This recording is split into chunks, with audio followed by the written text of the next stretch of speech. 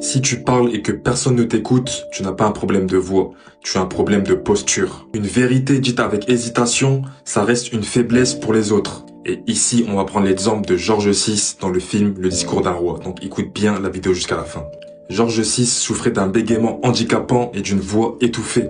Et le vrai problème, c'est qu'il était bloqué par la peur du jugement. Incapable de parler en public malgré son statut royal.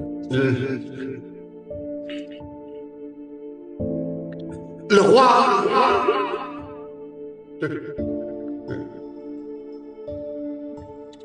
La première chose à comprendre, c'est que si t'as peur de déranger, tu t'effaces automatiquement. Tu préfères être discret plutôt que dérangeant.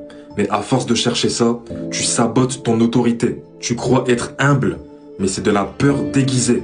La peur de faire du bruit te rend muet. Tu veux plaire, éviter le conflit ou être raisonnable, tu deviens invisible. Tu crois que le silence t'évite les problèmes, mais il t'enfonce dans l'oubli. Le monde appartient à ceux qui prennent la parole, pas ceux qui la demandent.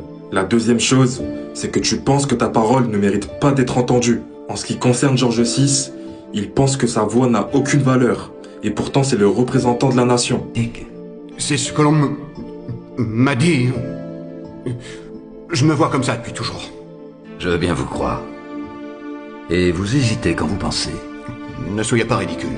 Les idées que tu n'oses pas défendre finiront enterrées avec toi.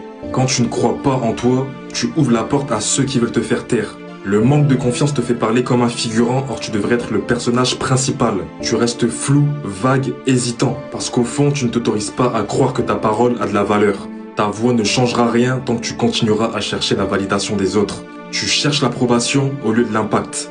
Et à chaque fois qu'on te coupe la parole, tu t'effaces. Si tu ne crois pas en tes idées, personne ne misera sur elles. La troisième chose, c'est que souvent tu n'as jamais appris à incarner ta voix. Grâce à un travail intense, George VI apprend à incarner sa voix et il développe une autorité.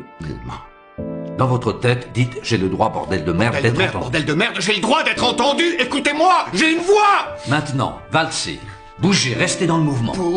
Comprends que tu peux dire la vérité, mais si ta posture ne suit pas, personne ne t'écoutera.